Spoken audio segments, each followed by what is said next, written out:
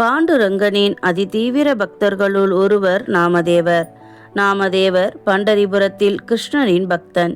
விட்டல விட்டல என்று பாண்டுரங்கனின் நாமத்தை சொல்லி பஜனைகள் செய்வதையே தனது தொழிலாக வாழ்ந்து வந்தார். பாகவதர் ஒருவர் அவர் இருக்கும் அதே தெருவில் வசித்தவர். இருவரும் பஜனை செய்வதையே தங்கள் தொழிலாக செய்து யாசகம் பெற்று வாழ்ந்து வந்தார்கள். அந்த பாகவதருக்கு நாமதேவருடன் தொடர்ந்து பஜனைகள் செய்வதற்கு விருப்பமில்லாமல் போனது. பஜனைகள் செய்வதால் பயன் ஒன்றும் இல்லை. ஆகவே லக்ஷ்மியை ஆராதனை செய்து மந்திர சித்தி பெற்று பொருள் சேர்க்க வேண்டும் என்ற எண்ணம் பாகவதருக்கு தோன்றியது. எனவே பஜனை செய்ய செல்லாமல் எப்போதும் லக்ஷ்மி தேவியை ஆராதனை செய்ய ஆரம்பித்தார். கடும் விரதமிருந்து லக்ஷ்மியின் மனம் கனிய வைத்து அவளிடமிருந்து ஒரு ஸ்பரிச கல்லை பெற்று கொண்டார். அந்த கல்லின் மூலம் கண்ணில் கண்ட இரும்பு பொருட்களை எல்லாம் தொட்டு தங்கமாக்கினார். வீட்டில் இரும்பு தீர்ந்து போய் தெருவெல்லாம் கிடக்கும் ஆணி கம்பியெல்லாம் எடுத்து வந்து அவை தங்கமாக்கி தனதாக்கி கொண்டார். ஆனாலும் அவரது ஆசை பெருகி கொண்டே சென்றது. இதனால் நாமதேவருடன் பஜனைக்கு பல மாதங்களாக செல்லாமல் இருந்தார் பாகவதர். பஜனைக்கு வராததை எண்ணி நாமதேவர் மிகவும் வருந்தினார். விட்டலா, இதுவும் உன் சித்தம், உன் விளையாட்டு என்று எண்ணிக்கொண்டு அமைதியாக இருந்தார். நாமதேவர் மனைவி பாகவதர் மனைவிக்கு நெருங்கிய தோழி. இருவரும் ஒன்றாகவே காலையில் சந்திரபாகா நதிக்கு சென்று ஸ்நானம் செய்து நீர் எடுத்து கொண்டு வீட்டிற்கு திரும்புவார்கள். ஓர் நாள் நாமதேவரின் மனைவி பாகவதரின் மனைவியிடம், சிறிது நாட்களாக புதிய தங்க நகைகளாக அணிந்திருக்கிறாய், புது புடவையாக கட்டி வருகிறாய், எப்படி இதெல்லாம் என்று கேட்கிறாள். அதற்கு பாகவதரின் மனைவி, பாகவதர் பாண்டுரங்கனை வழிபடுவதை விட்டுவிட்டு லக்ஷ்மி குபேரன் என்று நிறைய பூஜைகள் மந்திர தந்திரமெல்லாம் செய்து இரும்பை தங்கமாக்குகின்ற ஒரு கல்லை பெற்றுவிட்டார். அந்த கல்லாலே இரும்பை தொட்டாலே தங்கமாக மாறிவிடுகின்றது. இந்த செய்தியை யாரிடமும் சொல்லிவிடாதே என்றாள்.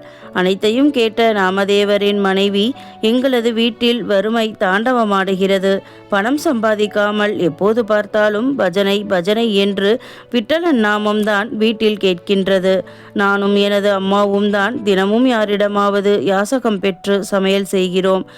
ஒரே ஒரு நாள் எனக்கு அந்த கல்லை கொடு. வீட்டில் நிறைய துருப்பிடித்த இரும்பு இருக்கின்றது. அனைத்தையும் தங்கமாக மாற்றிவிட்டு உன்னிடம் திருப்பி தந்து விடுகிறேன்.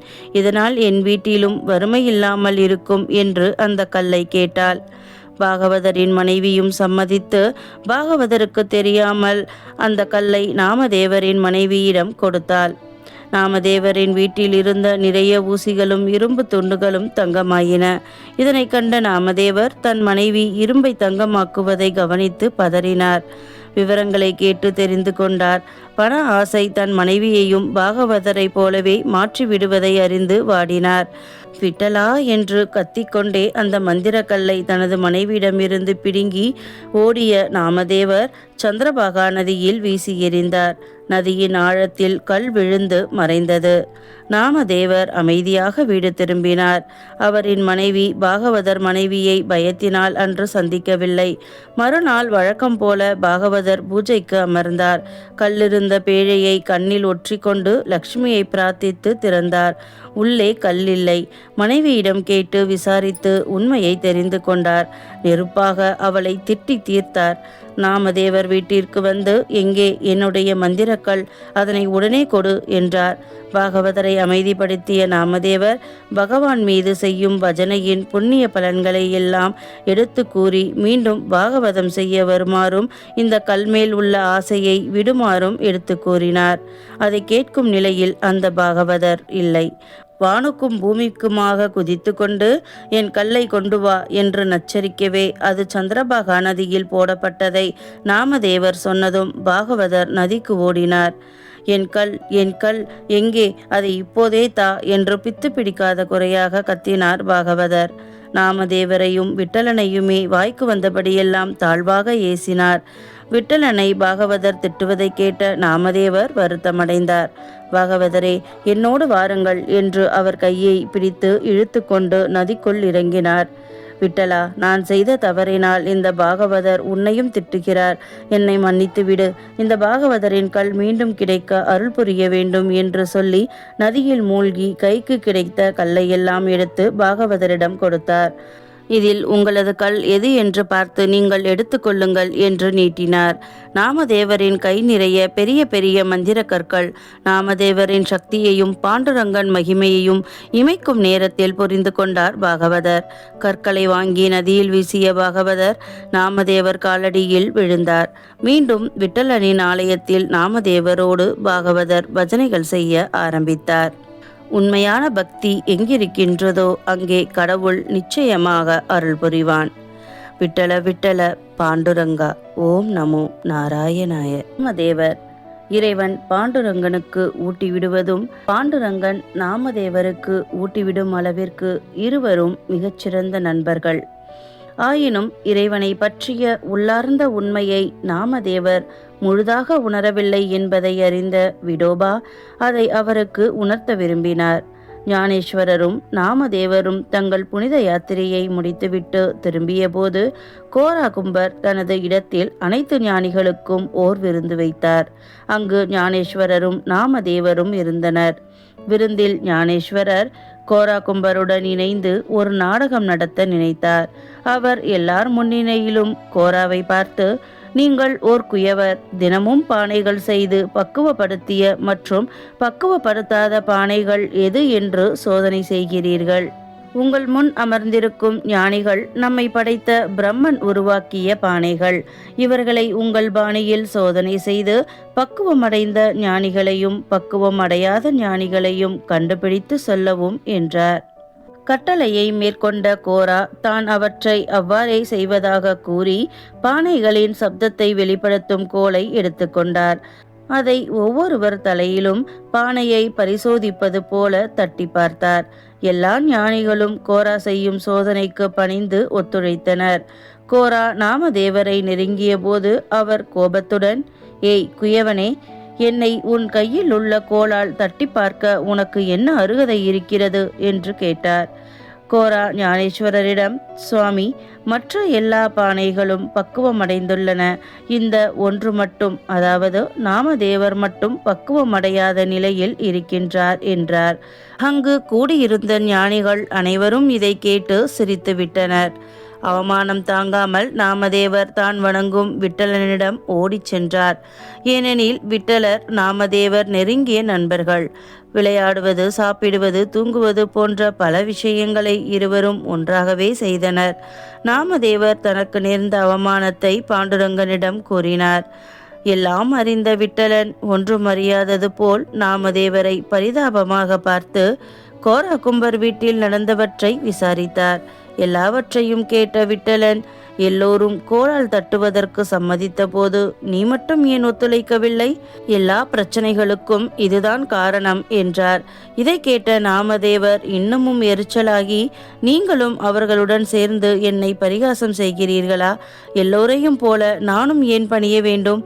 நான் உங்களுடைய நெருங்கிய நண்பன் அல்லவா? உங்களுடைய குழந்தை அல்லவா என்று கேட்டார். அதற்கு விட்டலன், உண்மையை நீ இன்னமும் சரியாக புரிந்து கொள்ளவில்லை. நான் சொன்னாலும் உனக்கு புரிய போவதில்லை. நீ அந்த அடர்ந்த காட்டில் உள்ள பாழடைந்த கோவிலில் உள்ள முனிவரிடம் செல், அவர் உனக்கு தெளிவுபடுத்துவார் என்றார். நாமதேவர் அந்த கோவிலுக்குள் சென்றபோது ஒரு மூலையில் வயதான தற்பெருமையற்ற ஒருவர் தன் கால்களை ஒரு சிவலிங்கத்தின் மேல் வைத்து கொண்டு உறங்குவதை கண்டார். அந்த விட்டலனின் நண்பனான தன்னை இந்த மனிதரா தெளிவூட்டப் போகிறார் என்பதை நாமதேவரால் நம்ப முடியவில்லை. ஆனால் அந்த இடத்தில் வேறு ஒருவரும் இல்லாததால் அந்த மனிதரிடம் சென்று கைகளை தட்டினார். அவர் விழித்தெழுந்து, விட்டல் அனுப்பிய நாமதேவர் நீங்கள்தானா? வாருங்கள் என்றார். இதை கேட்ட நாமதேவர் பேச முடியாமல் மௌனமானார். இவர் ஒரு மகானாக தான் இருக்க வேண்டும். ஆனால் எவ்வளவு உயர்ந்த மனிதனாக இருந்தாலும் சிவலிங்கத்தின் மேல் காலை வைப்பது தவறான செயலாகும் என எண்ணினார். அவரிடம், உங்களை பார்த்தால் சிறந்த மனிதராக தெரிகிறது, ஆனால் சிவலிங்கத்தின் மேல் காலை வைப்பது முறையான செயலா என்று நாமதேவர் கேட்டார். அதற்கு அந்த வயதானவர், ஆஹா, என் கால்கள் லிங்கத்தின் மீதா இருக்கிறது. சரி, அதை வேறு எங்கேயாவது திருப்பி வைத்து விடுங்கள் என்றார். நாமதேவரும் பெரியவரின் பாதங்களை வெவ்வேறு இடங்களில் வைத்தபோது அங்கெல்லாம் சிவலிங்கங்கள் தோன்றின. இறுதியாக அந்த பாதங்களை தனது மடியில் வைத்து கொண்டபோது தானே சிவலிங்கமாக மாறியதை நாமதேவர் கண்டார். அப்போதுதான் கடவுளை பற்றிய உண்மையை உணர்ந்தார். பெரியவர் நாமதேவரை திரும்பி போகவும் அனுமதித்தார். நாம் பரிபூரண சரணாகதி அடைந்து குருவின் பாதங்களை பற்றினால் நிச்சயமாக ஞானத்தை பெறலாம். நாமதேவர் பரிபூரண ஞானவரம் பெற்ற பின் வழக்கமாக செல்லும் விட்டலனின் கோவிலுக்கு செல்லாமல் வீட்டிலேயே இருந்தார். சிறிது நாட்களுக்கு பின் பாண்டுரங்கன் நாமதேவரின் வீட்டிற்கு சென்று ஒரு கபடமும் இல்லாதவரை போல் இத்தனை நாள் தன்னை நாமதேவர் எவ்வாறு மறந்தார் எனவும் தன்னை ஏன் பார்க்க வரவில்லை எனவும் வினவினார். அதற்கு நாமதேவர், என்னை இனியும் முட்டாளாக்க வேண்டாம். நீங்கள் இல்லாத இடம்தான் ஏது? உங்களுடன் இருப்பதற்கு நான் கோவிலுக்குத்தான் செல்ல வேண்டுமா? நீங்கள் இல்லாமல் நான் ஏது என்றார். விட்டலன், இப்போது நீ உண்மையை உணர்ந்திருக்கிறாய். அதற்காகத்தான் நான் உன்னை அங்கு அனுப்பினேன் என்றார். புனித யாத்திரை செல்லுதல், தர்மம் செய்தல், தர்ம சாஸ்திரத்தை படித்தல் போன்றவற்றை நமக்கு கட்டுப்பாடு, நம்பிக்கை, பொறுமை இவைகளை அளிக்கும். இவையெல்லாம் மனம் தூய்மை பெற மிகவும் அவசியம். ஆனால் ஞானம் பெறுவதற்கு உண்மையான பயிற்சி மிகவும் அவசியம். இதற்கு நம்மை நாமே உணர வேண்டும். தன்னை உணர்ந்தவன் மாயைக்கு ஆட்படுவதில்லை. இதை அறியாதவன் தான் என்னும் அகந்தையால் சூழப்பட்டிருப்பான். தான் என்னும் தன்மை மாயையான ஒன்றை தவிர உண்மையான தன்னிலை அல்ல. அகந்தை நம்மிலிருந்து கடவுளை வெளியேற்றிவிடும். நமது உண்மை நிலை தெரியாத போது அகந்தை வெளிப்படுகிறது. உண்மையான தன்னிலையை உணராத போது நாம் மாயை நிலைக்கு தள்ளப்படுகின்றோம். நாம் வெளியில் எவ்வளவு நல்லவர்களாக இருந்தாலும் மனதில் இருள் சூழ்ந்திருந்தால் ஆசைகளிலிருந்து விடுபட முடியாது. குருவாக்கின்படி நாம் மாயையை அகற்றி நம் உண்மை நிலையை அறிய பயிற்சி செய்ய வேண்டும். இதற்காக